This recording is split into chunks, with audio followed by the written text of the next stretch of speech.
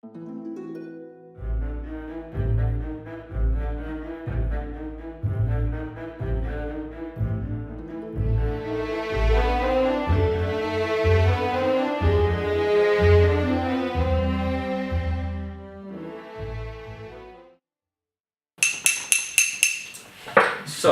we have gathered here tonight to celebrate Sheila and Gerald's wedding, and hopefully this marriage will bring our businesses closer and we can increase profits and lower labor costs. And the business is booming and we're heading for prosperous times. This will be a bright future. Ladies, could you please leave us? Me and Gerald have to do some serious talking. Of course. You know, Gerald, I might be getting the knighthood, just like your father. Yeah, you know, I think you deserve it. And Eric, one day you might own this company. I have to tell you a few words. Go on. Every man has to mind his own business. Don't listen a word to what those damn socialists say to you. Thanks for your advice, Dad, but maybe... Now go get the door.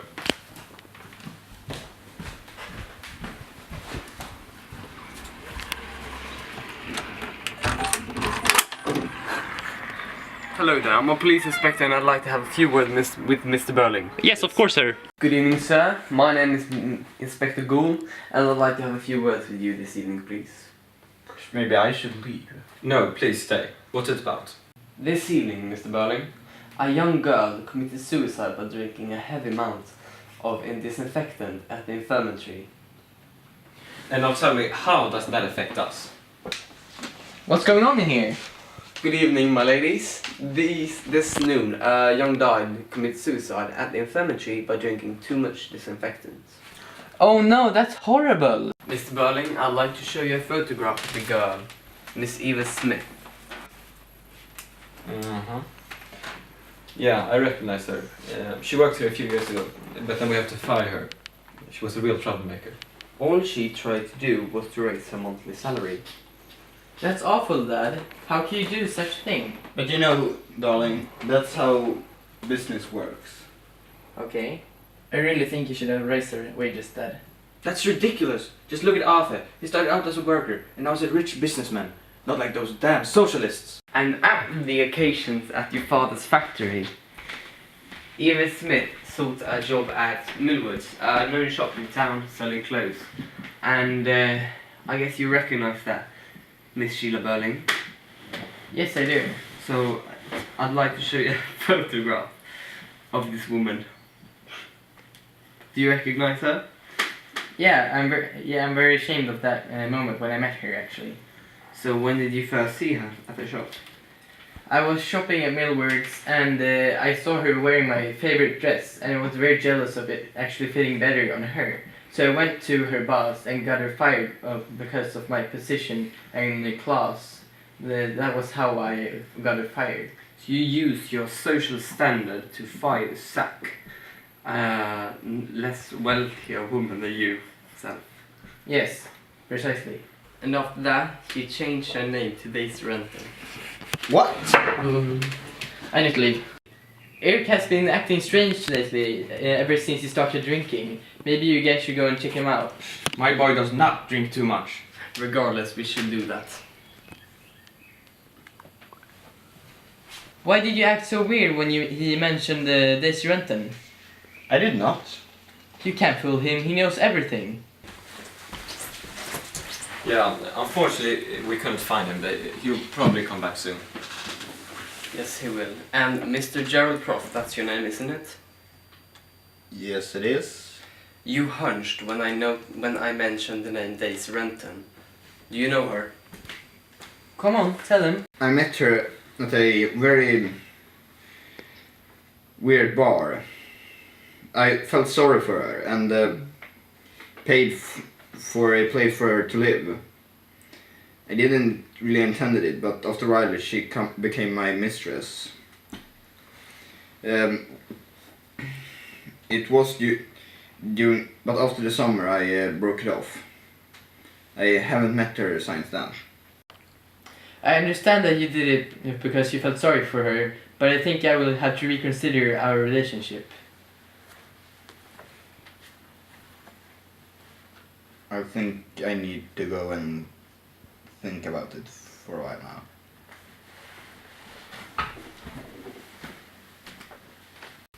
Sheila, you have to remember, this is a thing that men do. It's very common, and this marriage will be very beneficial for our family.